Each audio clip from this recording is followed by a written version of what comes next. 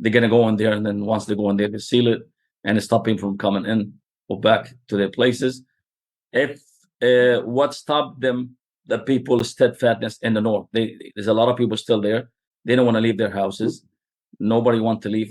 Some people left, but a lot of people still there. There's big numbers are still in the north, in Jabalia and other places, and that's actually delayed their. I think that's delayed.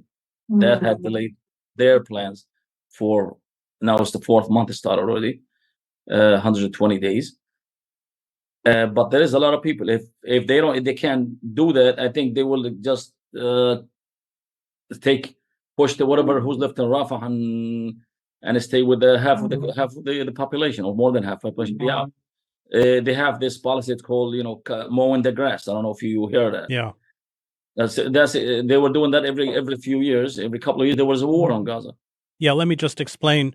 Mowing the grass was Israeli slang for periodically carrying out armed assaults, including aerial attacks against Palestinians in Gaza as a form, in their eyes, of deterrence, to keep them under control, in which, of course, thousands of Palestinians were killed.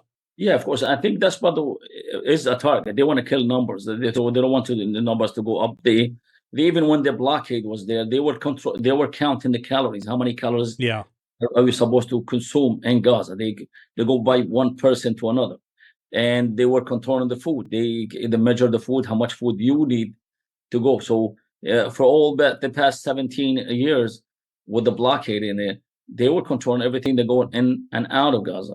The food was proportionate. They were not giving you enough food. They were not giving you healthy food. Some stuff were even forbidden. Laboratory equipment. We had, in our own case, we had purchased a PCR, a CPR unit for during the COVID-19 spread, and it was coming in, and then since then it's been there. They blocked it from coming. They didn't allow it to come into Gaza. I don't know why. This is no permission for this. Another instrument we had to wait for a year and a half, and we had the ICRC, the Red Crescent, help us to get that from the Israeli side. So all kind of obstacles hinder for everything. When you want to build something, if you know that when you build the material, the cement, you have to register and know, and you have to tell them exactly where the cement is going, and you have to show that you have used the cement. And there was cameras at the warehouse. The UN staff, UNDP, I think, was staff was there, and they have to calculate every ton of cement, where is it going, and who's it going for, and what is it used for. That was a policy for the past 10 years, at least, since the war, I think 2014. You can't bring anything unless they monitor or agree to let it in. And that's part of also making Gaza unlivable for people. I mean, you have economic hardship, you have siege, a blockade, you can't travel through them. 1% you get the permit to travel. They deny you entry, they deny you to leave. You go through the Egyptian side. Also, it was the first few years was closed.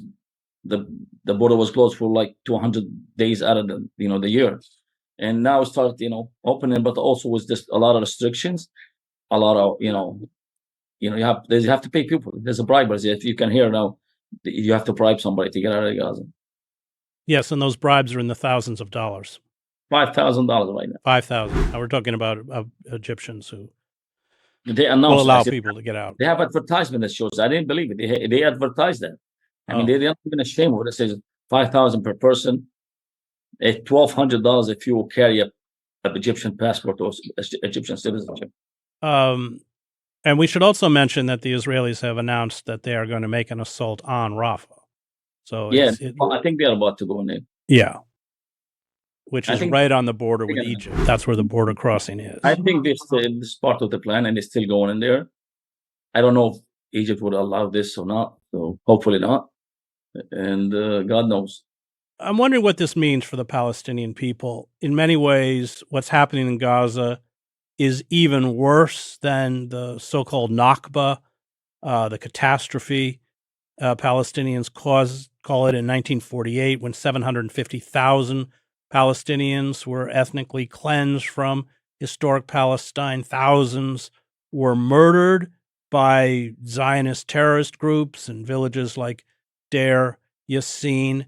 How do you place this moment in Palestinian history? What does this mean for the Palestinian people? I think this is, from my own opinion, this is second Nakba.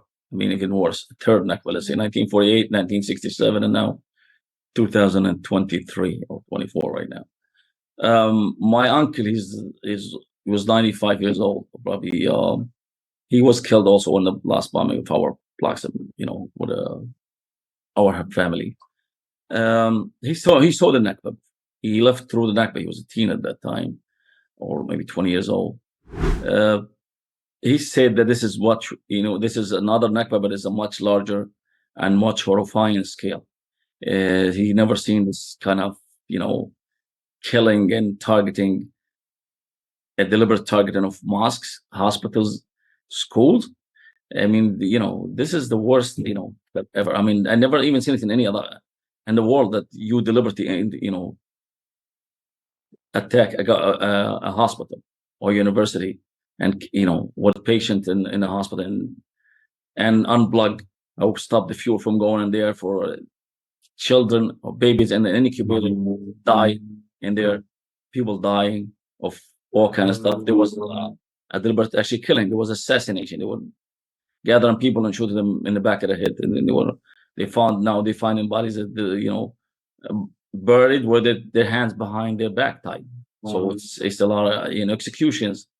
And like I said, this is a third Nakba, and think they want to do it because one of their leaders, they're saying that they regret keeping Palestinians during the 1948 inside Israel.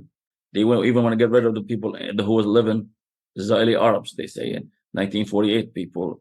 They say we should have got rid of. We should have never left anybody in there.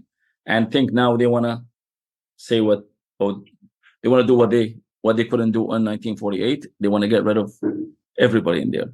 And if this works, I think the next turn is they're going to go to the West Bank and kick them to Jordan. I think that's part of a bigger plan. And that's what makes me believe that, and make people should believe that